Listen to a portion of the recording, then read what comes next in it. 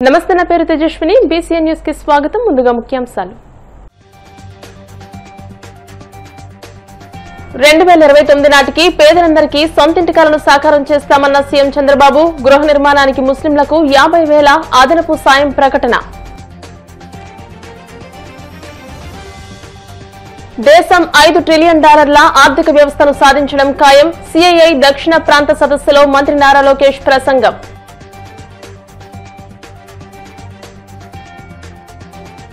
వాడపల్లి వెంకన్నాలయంలో ప్రత్యేక పూజలు మంగళ వాయిద్యాల నడుమ శ్రీ స్వామి అమ్మవార్లకు మేల్కొలుపు సేవ ఐశ్వర్యలక్ష్మి హోమం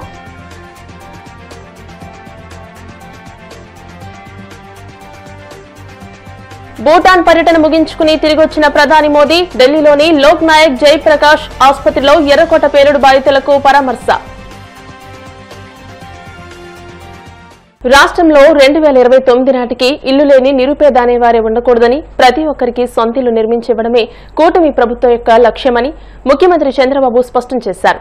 ఇల్లు అంటే కేవలం 4 గోడలు మాత్రమే కాదని అదొక గౌరవం, భద్రత, భవిష్యత్తుకు చిరునామా అని ఆయన అభివర్ణించారు.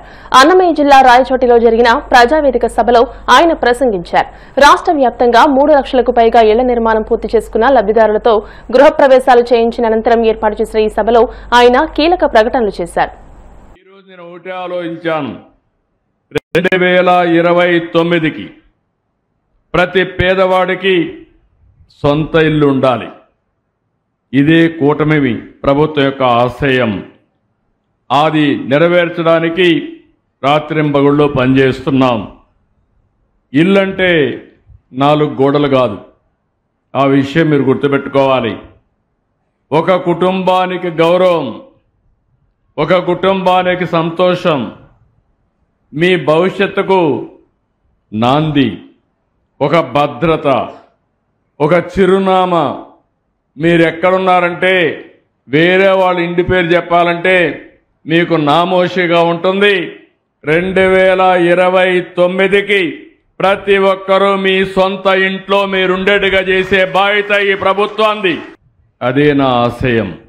ప్రారంభించింది 1984లో ఎవరు ప్రారంభించారని అడుగుతున్నా. ఎన్టీఆర్ ప్రారంభించాడు, తెలుగుదేశం ప్రారంభించింది. దేశంలో ఎక్కడ కూడా అంతవరకు పక్కా ఇళ్లు నిర్మాణం చేయలేదు.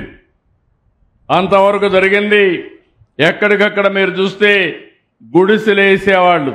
ఆ గుడిసెలు గాలి వస్తే ఎగిరిపోయేటివి, మళ్ళా మీ జీవితాలు గాల్లో కలిసిపోయేటివి.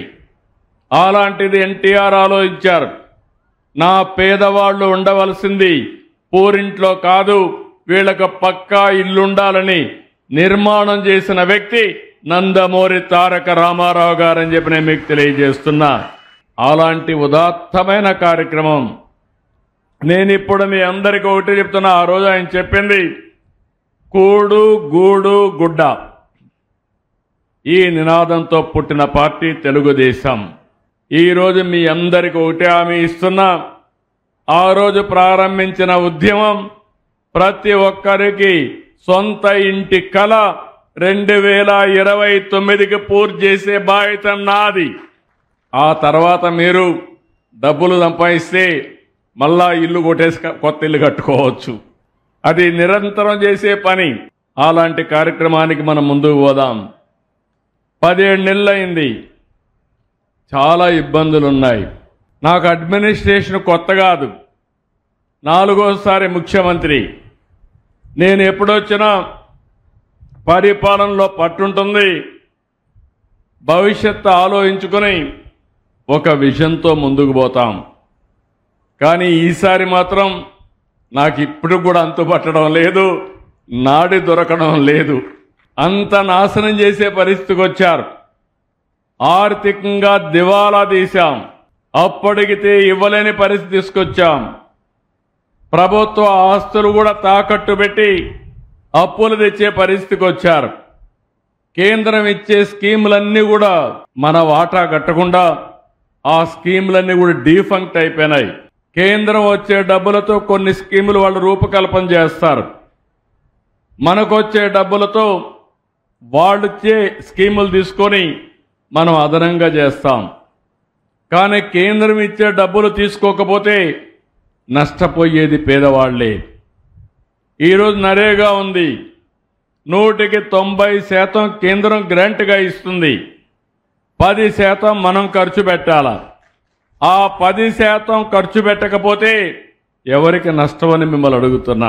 దేశం $5 ట్రిలియన్ ఆర్థిక వ్యవస్థను సాధించడం ఖాయమని, అయితే దానిని ఎంత త్వరగా చేరుకోగలమనేదే అసలు ప్రశ్న అని మంత్రి లోకేష్ అన్నారు.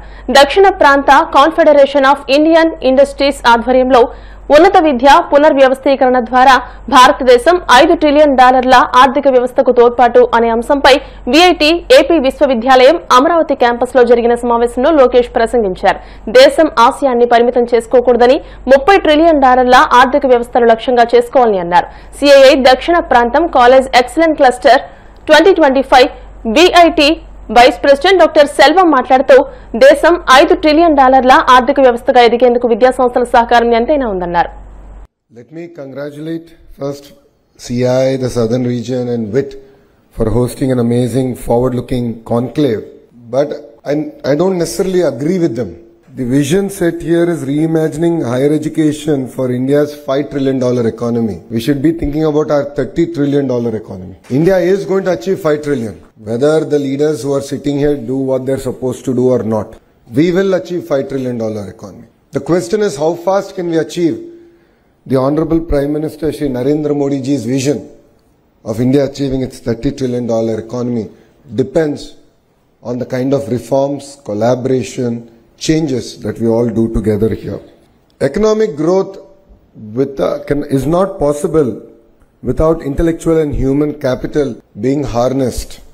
Higher education is not merely a sector for me, it is a strategic pillar here in Andhra Pradesh. 54% of our population is under the age of 25, which makes us one of the youngest workforces. It is a greater asset.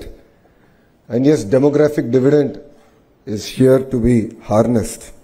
But it also presents unique challenges.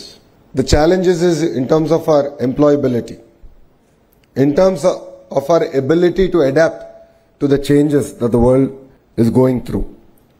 Only 34% of India's working age population has received a formal training. This is compared to 96% in South Korea, 80% in Japan, and 75% in Germany. The recent economic survey stated that only 51% of our graduates are employable. 51%. There is a big mismatch of what we teach and what the market demands. To be fair, in our current higher educational institutions, we are not able to provide any gainful employment even after 3 to 4 years of formal training. Whilst youngsters go to Ameerpet and within 4 to 6 months of training they are able to find a job. So I truly believe that fundamental transformation, not correction, transformation is required in higher education. We must move from degree acquisition to skill activation. We can draw a lot of examples from across the world. Dr. Ashwini ji just mentioned about Stanford University and asked me to explain why Stanford has fostered innovation. And to be fair, it's a very old institution. It has built itself organically. The most important thing is the ability of the institution to transform itself, to adapt to changes around itself. And when I went to Stanford, I was part of the old curriculum at the Graduate School of Business. I was literally the last batch of the old curriculum. And Brahmni, my wife, is also Stanford MBA. She was part of the new curriculum. And there's so much of sea change between the curriculum, the approach, that even universities have to start transforming themselves. Otherwise, they become irrelevant. Konaseema తిరుమలగా వర్ధిల్లుతున్న Vadapalli Shri Venkateswara స్వామి ఆలయంలో గురువారం ప్రత్యేక పూజలు వైభవంగా నిర్వహించారు. మంగళ వాయిద్యాల నడుమ శ్రీ స్వామి అమ్మవార్లకు మేల్కొలుపు సేవ నిర్వహించిన అనంతరం ఐశ్వర్యలక్ష్మి హోమాన్ని జరిపించారు. అర్చకులు శ్రీ స్వామి అమ్మవార్ల వసంత మండపంలో అష్టోత్తర పూజలు నిర్వహించగా ప్రత్యేక అలంకరణలో ఉన్న స్వామిని దర్శించుకుని భక్తులు తరించిపోయారు.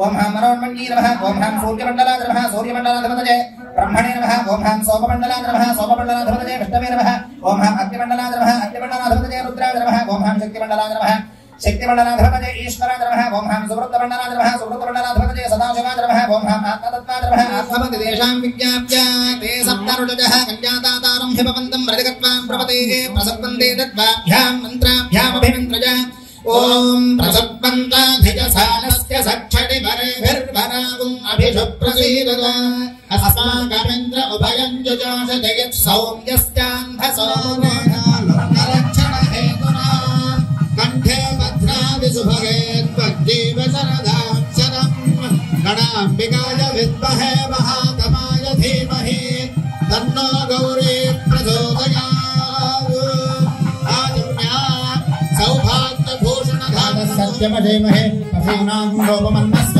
యశశ్రేష్ఠ గదాన్నమీ రామస్య హరిమంగస్తగైపుమాన ధాత్రే ద్రవ్యదృష్టి ప్రియ ప్రియా ఏవం భగస్య ద్రవ్యాణి యజ్ఞస్య కామ్య ప్రియః దదామి యజ్ఞర్వదతి తసేతి వాయురాహదతు హం తేజ సత్యం చంద్రమాః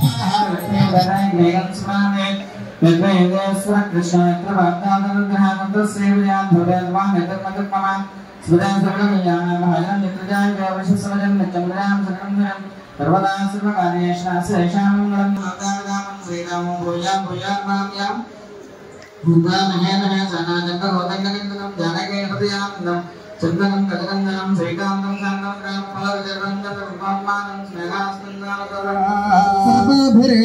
देवताभिरुद्भवति वै देवतास्ताः सर्वा वेदविधिब्राह्मणे वसन्ति तस्मात् ब्राह्मणेभ्यो वेदविद्भ्यो दिवे दिवे नमस्कुर्यान्न श्लीलङ्कीणाति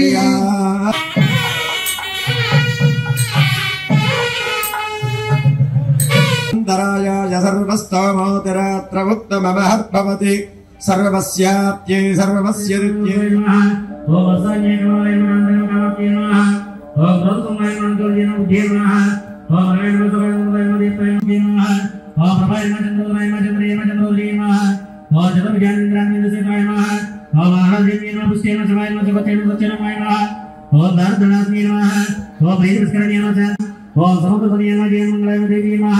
ఓ విశ్వకస్తోత్రయ విశ్వమూర్తి నమః ఓ నారాయణమాతృయ దేవి నమః ఓ సర్వపుత్రవాణ్య నమః మహానాయ నమః విశ్వకర్మాదేవి దేవదేవే దేవయాం శ్రీయా తస్మతే నామజ్ఞానే అవనవసంసకరాణేరియానే ఏకైకరాయ శ్రీవర్ణాయ మంగళం మంగళమధురేంద్రాయ హరిగ్రాత్మనే చక్రవర్తరాజాయ సర్వభవాయ మంగళం వేద వేదాంత వేదాయ మేఘజ్యోతిర్మతే హంసరామాయ అందరూ కూడా హారతున్నారు గోవిందా